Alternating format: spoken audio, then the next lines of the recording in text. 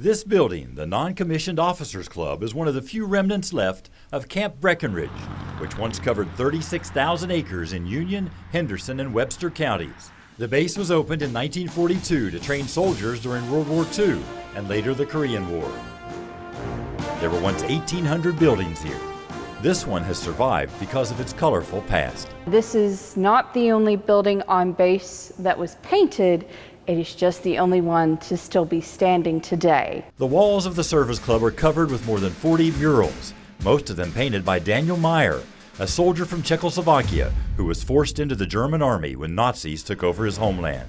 He was a house painter in Germany and learned most of his craft while he was actually here from a lot of our soldiers.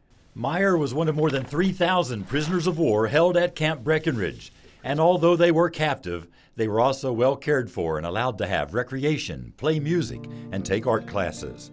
Their paintings are not scenes of the Kentucky landscape, but rather European waterfalls, churches, lakes, and mountains, implying homesickness for their homelands.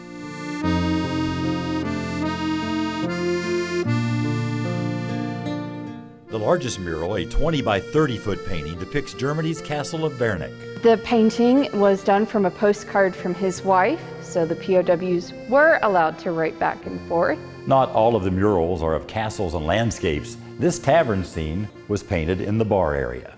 A lot of government paperwork. The Service Club is now a museum and event venue, purchased and renovated by the Union County Fiscal Court in 1999, when it was feared an outside buyer might cut the murals from the walls and take them elsewhere. And the county banded together and said, no, we would like to keep this artwork here. So they got a grant and they opened her up to just make sure that history doesn't get tossed to the wayside. Daniel Meyer completed his largest mural in the summer of 1945 and died that fall, just weeks after putting his brushes down. He never got to return to the places he remembered, but his artwork paints a bigger picture for visitors of the way American soldiers and prisoners of war were able to coexist and focus on things other than the ugliness of a battlefield. In Union County, Marvin Bartlett with the Spirit of the Bluegrass.